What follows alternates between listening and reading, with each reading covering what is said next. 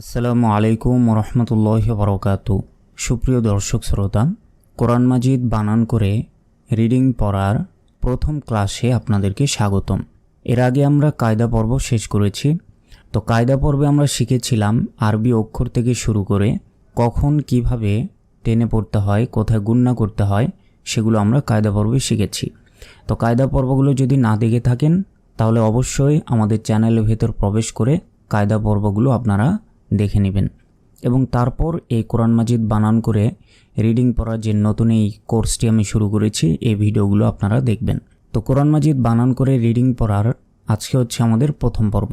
আমরা একদম কোরআনের শুরু থেকে, অর্থাৎ এই যে সূরা বাকারা থেকে নিয়মিতভাবে বা ধারাবাহিকভাবে আপনাদেরকে এই পর্বগুলো দিয়ে যাব। তাই অবশ্যই কোরআন মাজিদ বানান করে রিডিং পড়ার এই ভিডিওগুলো প্রত্যেক দিন দেখবেন, তাহলে ইনশাল্লাহ আপনি কোরআন মাজিদ সহি শুদ্ধভাবে কিভাবে পড়তে হয় সেটি শিখে যাবেন। কে কে নিয়মিত এই ভিডিওগুলো চান অবশ্যই আমাকে কমেন্ট বক্সে জানাবেন। আর আপনাদের যদি কোনো বোঝার ক্ষেত্রে অসুবিধা হয়ে থাকে অবশ্যই কমেন্ট করবেন, আমি আপনাদেরকে বুঝিয়ে দেওয়ার চেষ্টা করব ইনশাল্লাহ। তো আজকের ভিডিওতে আমি সূরা বাকারার প্রথম থেকে কয়েকটি আয়াত আপনাদেরকে বানান করে কিভাবে রিডিং পড়তে হয় সেটি আপনাদেরকে সহি শুদ্ধভাবে শেখাবো। এরকমভাবে ধারাবাহিকভাবে চলতে থাকবে। আর সব ভিডিওগুলো আমাদের এই চ্যানেলের মধ্যেই পেয়ে যাবেন। তাই যারা চ্যানেলটি এখনও সাবস্ক্রাইব করেনি অবশ্যই চ্যানেলটি সাবস্ক্রাইব করে রাখবেন এবং বেল আইকনে ক্লিক করে নোটিফিকেশানের ওইখানে দেখবেন অল একটি চিহ্ন রয়েছে, ওই অলে ক্লিক করে রাখবেন। তাহলে এই কোরআন মাজিদ শিক্ষার এই ভিডিওগুলো দেওয়ার সঙ্গে সঙ্গে আপনারা আপনাদের মোবাইল স্ক্রিনে নোটিফিকেশানের মাধ্যমে এই ভিডিওগুলো পেয়ে যাবেন প্রত্যেক দিন ইনশাল্লাহ, এবং প্রত্যেক দিন এই ভিডিওগুলো দেখার চেষ্টা করবেন। তো চলুন আমাদের আজকের প্রথম ক্লাসটি শুরু করি সূরা বাকারা থেকে। আউযু বিল্লাহি মিনাশ শাইতানির রাজীম। বিসমিল্লাহির রহমানির রহিম।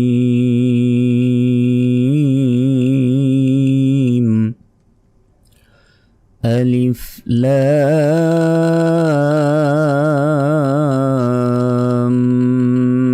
মিম।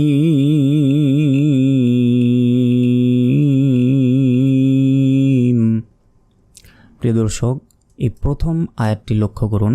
এই শব্দগুলো কোরআন মাজিদে কয়েকটি রয়েছে, এই শব্দগুলো একটু ব্যতিক্রমভাবে উচ্চারণ করতে হয়। আমরা যখন কায়দা পর্ব শিখেছি, কায়দা পর্বের একদম 10 নম্বর ক্লাসে আপনারা নিশ্চয়ই শিখেছিলেন যে এগুলোকে বলা হয় হরফে মুকত্তাআত।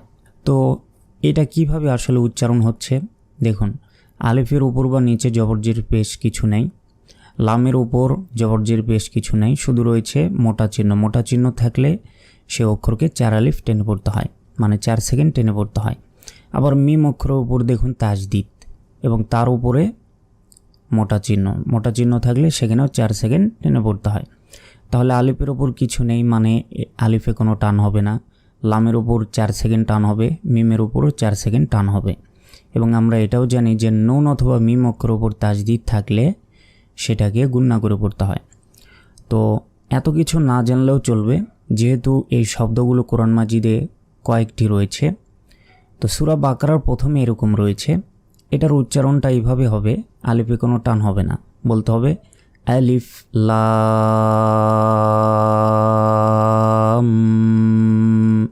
লাম এটা 4 সেকেন্ড টানলাম, এই লাম গিয়ে মিমকে ধরবে, কারণ মিম অক্ষরের উপর তাজদিদ, এবং এখানে গুণনা হবে আলিফ লাম মিম। এটুকু মনে রাখবেন যে সূরা বাকারা প্রথমে এইভাবে উচ্চারণ করতে হয়। তারপর দেখুন এরপর থেকে আমরা বানান করে শিখব। দেখুন যালিকাল কিতাবু লা রাইবা ফীহি।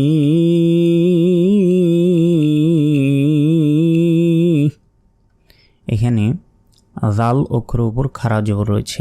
খাড়া জবর খারাজের উল্টা পেশ থাকলে 1 সেকেন্ড করে টেনে পড়তে হয়। জাল খাড়া জবর যা, 1 সেকেন্ড টানলাম। লাম যে লি, কাফ লাম জবর কাল, এই কাফ গিয়ে সরাসরি এই সাকিনযুক্ত লামকে ধরবে। তাহলে কাফ লাম জবর কাল, যালিকাল। এই আলিফের উচ্চারণ আমরা কেন করলাম না? কারণ এই আলিফের উপর বা নিচে জবর জের পেশ কিছু নেই, তাই এই আলিফের উচ্চারণ আমরা করিনি, ওটা বাদ। প্রশ্ন আসতে পারে তাহলে এটি দিয়েছে কেন? এটি আসলে এই অর্থের কারণে, এই যে শব্দ, এই শব্দের অর্থের জন্য এই আলিফটা দিয়েছে, কিন্তু এটা উচ্চারণ হবে না। তারপর কাবজের কি, তা খারা জবর তা, 1 সেকেন্ড টান হবে, খারা জবর রয়েছে। বা পেশ বু, কিতাবু, লাম আলিফ জবর লা, এখানেও 1 সেকেন্ড টান হবে। কেন? জবরের বাম পাশে খালি আলিফ আছে, জবরের বাম পাশে খালি আলিফ থাকলে 1 সেকেন্ড করে টান হয়। এগুলো আমি কায়দা পর্বে আপনাদেরকে শিখিয়েছি। তারপরেও কোরআন মাজিদে এরকম যত আয়াত আসবে, কোথায় টেনে পড়তে হবে, কোথায় গুণনা করতে হবে, সব কিছু আপনাদেরকে বলে দিব। ইনশাল্লাহ আস্তে আস্তে আপনারাও কোরআন মাজিদ শিখে যাবেন। নিয়মিত ভিডিওগুলো দেখুন, ইনশাল্লাহ পারবেন, অবশ্যই পারবেন। তারপর দেখুন র গিয়ে ইয়াকে ধরবে, কারণ ইয়া অক্ষরের উপর কী রয়েছে? সাকিন। তাহলে র ইয়া জবর রয়, বা জবর বা, লা রয় বা, এটা কিছু না, এটার উচ্চারণ হবে না। তারপর ফায়াজের ফি, 1 সেকেন্ড টান হবে। হাজের হি, ফি হি।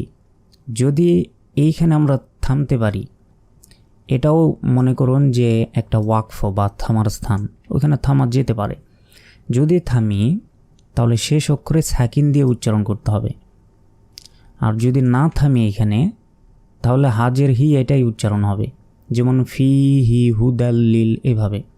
তো ধরুন আমরা এখানে নিঃশ্বাস ছেড়ে দিব, থামবো, তাহলে শেষ অক্ষরে সাকিন দিতে হবে। এই জেরের উচ্চারণে যে হাজের হি রয়েছে, এই জেরের উচ্চারণ আর হবে না। তাহলে ধরুন থামবো, তাহলে সাকিন দিব, ফা ইয়াজের ফি, এবং ধরুন ফা হাজের ফি, এভাবে উচ্চারণ হবে তখন, এবং এখানে টেনে পড়তে হবে, ফি। যালিকাল কিতাবু লা রাইবা ফীহি। তারপর হাফেশ হু, এই দাল গিয়ে সরাসরি এই তাজদিদ যুক্ত লামকে ধরবে। আর আমরা সবাই জানি যে অক্ষরের উপর তাজদিদ থাকে সেই অক্ষর কয়বার উচ্চারণ করতে হয়? 2 বার। আর সাকিন থাকলে সেটাকে 1 বার উচ্চারণ করতে হয়। তাহলে এই দাল গিয়ে লামকে ধরবে। এই দালের উপর দেখুন 2 জবর রয়েছে, তো 2 জবর থাকুক, কিন্তু পরের অক্ষরে যদি তাজদিদ থাকে তাহলে এই 2 জবরের উচ্চারণ হয় না, এখানে একটি জবরের উচ্চারণ হবে, এই একটা জবরের উচ্চারণ হবে। তাহলে আর এই ইয়া অক্ষরের উপর বা নিচে জবরজের পেশ কিছু নেই, তাই ইয়ার উচ্চারণ হবে না। তাহলে দাল গিয়ে সরাসরি লামকে ধরবে, যেহেতু তাজদিদ আছে। তাহলে দাল লাম জবর দাল, তাহলে লামের উচ্চারণ একবার হলো, দাল লাম জবর দাল। তারপর এই লাম গিয়ে আবার এই লামকে ধরবে, কারণ এই লামের ওপর আবার সাকিন রয়েছে। তাহলে লাম লাম যে লিল, হুদাল লিল। তারপর মিম গিয়ে তাকে ধরবে, কেন? তা অক্ষরের উপর তাজদিদ আছে, এবং তা আরেকবার উচ্চারণ হবে। তা কয়বার উচ্চারণ হবে? মোট 2 বার, তাজদিদ আছে।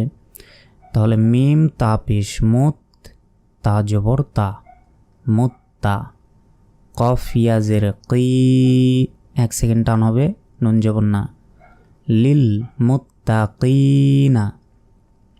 এইখানে যদি আমরা থামি, এই যে দেখুন গোল চিহ্ন, এটাকে বলা হয় ওয়াকফ বা থামার স্থান, নিঃশ্বাস ছেড়ে দিতে পারবো এখানে আমরা।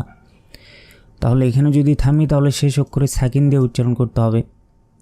তাহলে লিল মুত্তাকিন,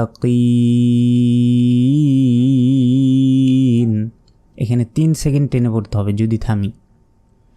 হুদাল লিল মুত্তাকিন।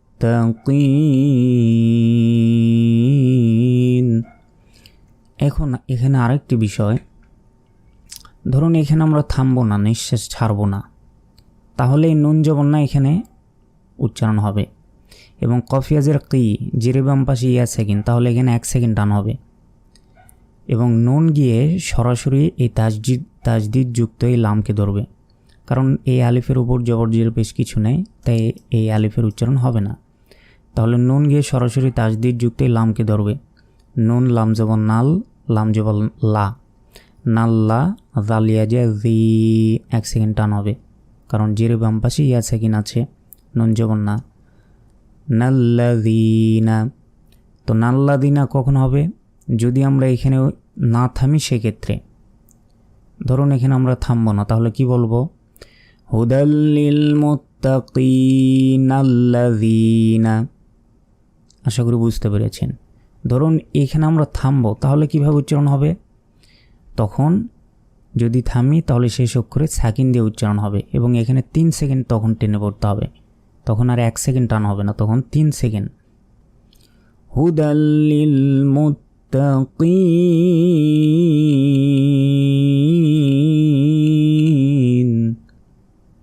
তো তারপর দেখুন হামজা লাম জবর আল, লাম জবর লা।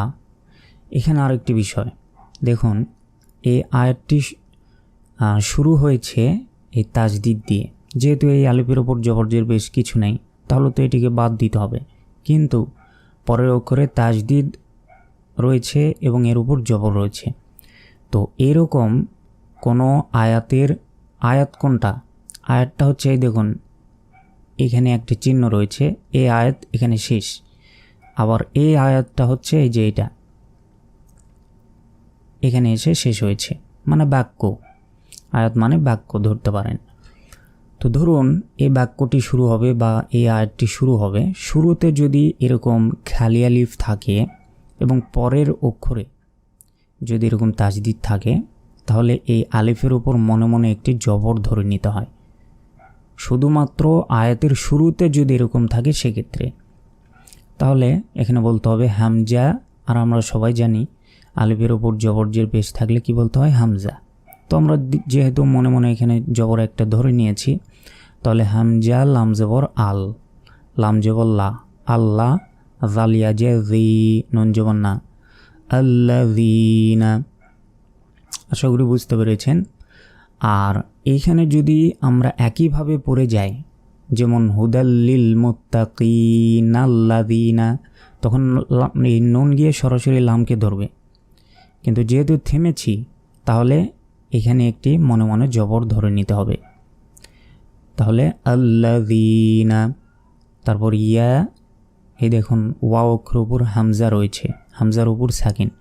এখানে কিন্তু ওয়াও অক্ষরের উপর সাকিন নাই, এটা হামজায় যে গোল হামজার উপর সাকিন আছে। তাহলে ইয়া হামজা পেশ ইউ, মিমজের মি, নুন ওয়াও পেশ নো, 1 সেকেন্ড টান হবে। কেন বলুন তো, আপনাদের কি মনে আছে? পেশের বাম পাশে ওয়াও সেকেন্ড থাকলে 1 সেকেন্ড টান হয়, আবার জেরের বাম পাশে ইয়া সেকেন্ড থাকলে 1 আলিফ টান হয় বা 1 সেকেন্ড টান হয়। আবার জবরের বাম পাশে খালি আলিফ থাকলে 1 সেকেন্ড টান হয়। তো এখানে পেশের বাম পাশে ওয়াও সেকেন্ড 1 আলিফ টান হবে, নুন জবর না, ইউ মিনুনা। তারপর বা গিয়ে সরাসরি লামকে ধরবে। এই যে বার সাথে যে লম্বা একটা আলিফ রয়েছে, আলিফের উচ্চারণ হবে না, কারণ আলিফের উপর বা নিচে জবর জের পেশ বা দুই জবর দুই জের দুই পেশ কোনো কিছুই নেই। তাহলে বা লাম জের বিল, গইন ইয়া জবর গই, বাজের বি, বিল গই বি, ওয়াও জবর ওয়া, ইয়া পেশ ইউ, ওয়াইউ, কফ ইয়াজের কি, 1 সেকেন্ড টান হবে। কেন? কারণ জেরে বাম পাশে ইয়া সেকেন্ড রয়েছে। ওয়াইউ কি, মিম ওয়াও পেশ মু, এখানেও 1 সেকেন্ড। কেন? এই দেখুন মিম অক্ষর উপর পেশ আছে, পেশের হাতের বাম দিকে কি রয়েছে? Wow second. পেশের বাম পাশে ওয়াও সেকেন্ড থাকলে 1 আলিফ টেনে পড়তে হয়, 1 সেকেন্ড টেনে পড়তে হয়। এই দেখুন এখানেও ছিল, পেশের বাম পাশে ওয়াও সেকেন্ড থাকার কারণে 1 সেকেন্ড টেনে পড়েছি। ওয়ায়ুকিমু, এই নুন গিয়ে সরাসরি সদকে ধরবে। কেন? কারণ এই আলিফ তারপর এই যে লাম এগুলোর উপর নিচে কোনো কিছুই নেই, তাই এই দুটা বাদ। নুন গিয়ে সরাসরি সদকে ধরবে, কারণ সদের উপর তাজদিদ, এবং সদের উপর তাজদিদ থাকার কারণে সদ কয়বার উচ্চারণ হবে? 2 বার। আর এখানে যদি সাকিন থাকতো তাহলে সদ একবারই উচ্চারণ হতো। তো তাজদিদ আছে 2 বার হবে। নুন সদ জবর নাউস, সদ জবর স, নাউস স, লাম খারা জবর লা, 1 সেকেন্ড টান হবে। ওয়াওয়ের উপর নিচে কিছু নেই, তাই ওয়াও বাদ। তারপর তা জবর তা, না সলাতা, ওয়া জবর ওয়া, মিম মিম জের মিম, গুন্না হবে। কেন গুন্না হবে? মিম অথবা নুন অক্ষর উপর তাজদিদ থাকলেই গুন্না হয়। ওয়া মিম, মিম আলিফ জবর মা, ওয়া মিম মা, র জবর র, জা কব জবর জা ক, র জা ক। এখানে আরেকটি বিষয়, কফ ত বা জিম দাল, এই 5টি অক্ষরের উপর যদি এরকম সাকিন থাকে তাহলে বুঝে নেবেন যে সেখানে ধাক্কা দিয়ে পড়তে হবে বা কলকলা করে পড়তে হবে। কফ ত বা জিম দালে 5টা অক্ষর মুখস্থ রাখবেন। দেখুন, 1 নম্বর হচ্ছে কফ, তারপর ত, তারপর বা, তারপর জিম, তারপর এই দাল। কফ ত বা জিম দাল 5টি অক্ষরের উপর কি থাকলে, এরকম সাকিন থাকলে সেখানে সে অক্ষরকে ধাক্কা দিয়ে পড়তে হয়। এগুলো কোরআন মাজিদে আসবে, বারবার আসবে, এগুলো মনে রাখতে হবে। তাহলে দেখুন, কফ অক্ষর উপর সাকিন আছে, তাহলে এখানে যা কফ জবর জাক বলা যাবে না, বলতে হবে যা ক, যা ক। একটা ধাক্কা দিতে হবে, প্রতিধ্বনির মতো উচ্চারণ হবে, যা ক, জাক নয়, যা ক। নুন খারা জবর না, একালিফ টান হবে। হামিম পেশ হুম, রাযাকনাহুম, ইয়া নুন পেশ ইয়ং, গুন্না হবে। কেন? নুন সাকিনের পর ইকফার অক্ষর ফা এসছে। নুন সাকিনের পর ইকফার 15টি অক্ষরের মধ্যে যে কোনো একটি অক্ষর আসলে কি হয়, সেখানে গুন্না করে পড়তে হয়। ইকফার গুন্নাটা গোপন করে, বাংলার অনুস্বারের মতো উচ্চারণ হবে, এই যে অনুস্বার। আর অন্যান্য যে গুন্নাগুলো রয়েছে, যেমন ওয়াজিব গুন্না, সেগুলো শক্তভাবে উচ্চারণ করতে হয়। আর ইকফা গুন্নাটা এই জন্য বলা হয় গোপন গুন্না। তাহলে ইয়া নুন পেশ ইয়ন না বলে বলতে হবে ইয়ং। ইকফার 15টি অক্ষর কি আপনাদের মনে আছে? আমি কিন্তু শিখিয়েছিলাম কায়দা পর্বে। ইকফার 15টি অক্ষরগুলো হচ্ছে তা, থা, জিম, দাল, রাল, জা, সিন, শিন, সদ, দ, ত, দ, ফা, কফ, কাফ। এখানে ফা এসছে, দেখুন নুন সেকেন্ডের পর ফা এসছে, তা এখানে গুন্না। তাহলে ইয়ং, ফাজের ফি, কফ পেশ কো, 1 সেকেন্ড টান হবে, কারণ পেশের বাম পাশে ওয়াও সেকেন্ড আছে। ইয়ং ফি কো, নুন যেমন না, ইয়ং ফি কো না। কিন্তু এখানে যদি থামি তাহলে এখানে আবার 3 সেকেন্ড টান হবে এবং শেষ অক্ষরে সেকেন্ড দিয়ে উচ্চারণ করতে হবে। ইয়ং ফি কো,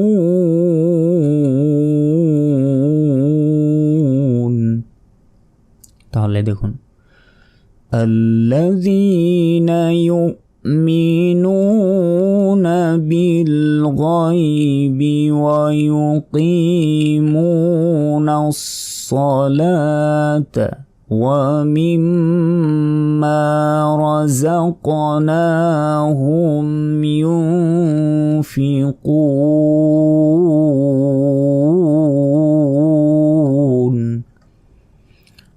তারপর দেখুন ওয়াও, লাম জবর ওয়াল, ওয়াও গিয়ে সরাসরি লামকে ধরবে, কারণ লাম অক্ষরের উপর কি রয়েছে, তাজদিদ।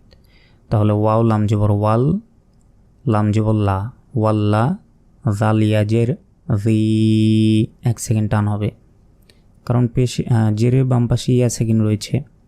ওয়াল্লাযী, নুন যেমন না, ওয়াল্লাযীনা।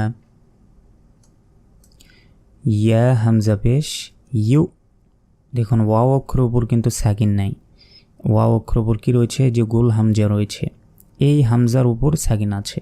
তাহলে ইয়া হামজা পেশ ইউ, মিম জের মি, নুন ওয়াও পেশ নো, 1 সেকেন্ড টান হবে এখানে। কেন? পেশের বাম পাশে ওয়াও সাকিন আছে, তাই এখানে 1 সেকেন্ড টান হবে। আর আরেকটি বিষয় কি আপনি লক্ষ্য করেছেন, আমি যে কোরআন মাজিদ দিয়ে আপনাদেরকে শেখাচ্ছি, আপনারা যাতে সহজেই বুঝতে পারেন সেজন্য দেখুন এই যে কালার করে দিয়ে লেখা আছে, যেখানে নীল কালার দিয়ে লেখা আছে এগুলো হচ্ছে ইকফা গুন্না। আবার দেখুন লাল অক্ষর যেগুলো, সেগুলোতে কলকলা করে মানে ধাক্কা দিয়ে পড়তে হবে।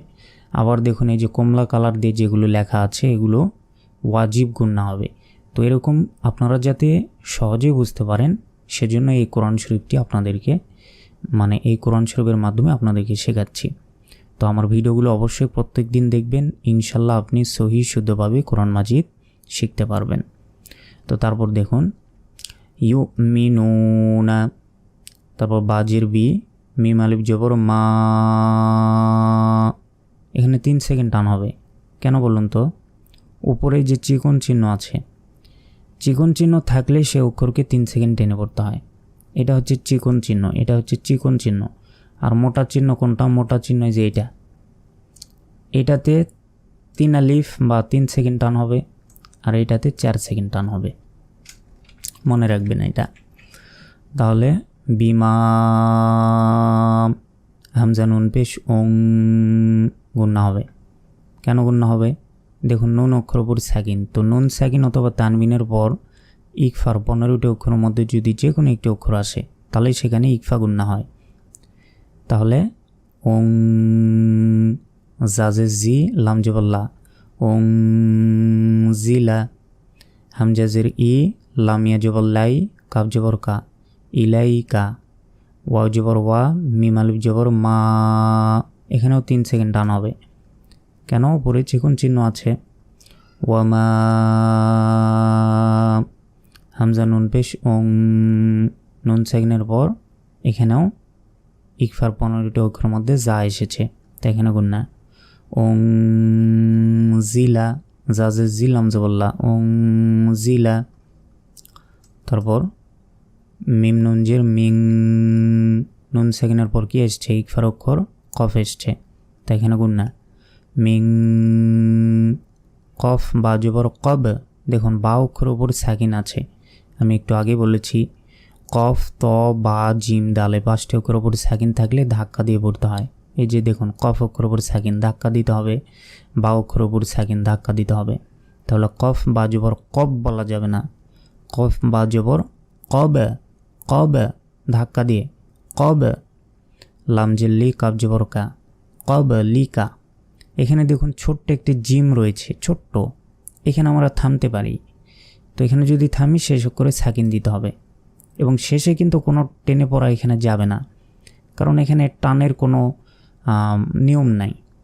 তাহলে কব লিক, ধরুন এখানে থামবো, তাহলে কব লিক শেষে সাকিন দিয়ে উচ্চারণ করলাম, লাম কাবজে লিক বললাম, মিং কব লিক। কিন্তু ধরুন এখানে আমরা থামবো না, তাহলে কাব জবর কা এটার উচ্চারণ হবে ওয়া জবর ওয়া, বা লামজের বিল, ওয়াবিল। ধরুন এখানে থামবো না, তাহলে কি বলবো? মিং কবলিকা ওয়াবিল, এভাবে। আর যদি থামি তাহলে শেষ করে সাকিন দিব, কবলিক। ওয়াল্লাযীনা ইউমিনুনা বিমা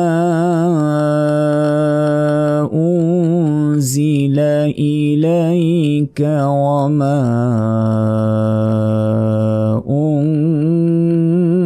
উনজিলা মিন ক্বাবলিক। তারপর ওয়া জবর ওয়া, বা লামজের বিল, ওয়াবিল, হামজা খারা জবর আ, 1 সেকেন্ড টান হবে। খজের খি, র জবর র, তাজের তি, এটা হচ্ছে গোলতা। এই তা আর এই যে হার উপর যে 2 নোক্তা, এটাকে বলা হয় গোলতা। এটা হচ্ছে তা, এটাও তা, দুইটার উচ্চারণ কিন্তু একই, কিন্তু দেখতে একটু আলাদা। এই তাজের তি, ওয়াবিল আখিরতি, হামিম পেশ হোম, ইয়াওয়া পেশ ইউ, পেশের বাম পাশে ওয়া সেকেন্ড থাকার কারণে এখানে আগে লিফট টেনে পড়তে হবে, 1 সেকেন্ড টান হবে। কবজের কি, নুন ওয়া পেশ নো, 1 সেকেন্ড টান হবে। নুন জবর না, ইউ কিনুনা। এখানে যদি থামি তাহলে শেষ করে সাকিন দিতে হবে, এবং এখানে 3 সেকেন্ড টেনে পড়তে হবে। ইউ কিনুন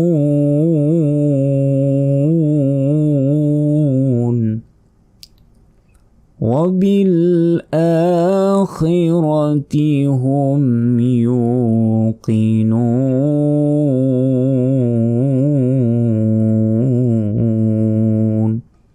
সুপ্রিয় দর্শক শ্রোতা, আজকে ছিল সূরা বাকারার প্রথম পর্ব। আমরা 1 আয়াত থেকে 4 আয়াত পর্যন্ত আপনাদেরকে সহি শুদ্ধভাবে শেখানোর চেষ্টা করেছি। তো আজকে ছিল প্রথম পর্ব বা প্রথম ক্লাস এই বানান করে কোরআন মাজিদ রিডিং পড়ার। তো এরপরে আমরা ধারাবাহিকভাবে প্রত্যেক দিন আমি কিন্তু ভিডিও দিয়েই যাচ্ছি, তাই অবশ্যই কোরআন মাজিদ বানান করার ভিডিওগুলো প্রত্যেক দিন দেখবেন। এটা ছিল প্রথম পর্ব, দ্বিতীয় পর্বগুলো অবশ্যই দেখবেন এবং এই ভিডিওর ডেসক্রিপশন বক্সে আমি লিঙ্ক দিয়ে রাখবো, সেখানে ক্লিক করলেও আপনারা দ্বিতীয় পর্ব সহ বাকি যে পর্বগুলো হবে সেগুলোও দেখতে পারবেন, অথবা আমাদের চ্যানেলের ভিতর প্রবেশ করলে আপনারা বাকি পর্বগুলোও পেয়ে যাবেন। তো দ্বিতীয় পর্ব দেখবেন কিনা অবশ্যই আমাকে কমেন্ট বক্সে জানাবেন। প্রত্যেক দিন অবশ্যই আপনারা ভিডিওগুলো দেখবেন, ইনশাল্লাহ কোরআন মাজিদ সহি শুদ্ধভাবে শিখতে পারবেন। তো বানান করে কোরআন মাজিদ রিডিং পড়ার দ্বিতীয় পর্বটি দেখার আমন্ত্রণ জানিয়ে আজকের মতো এখানে শেষ করছি।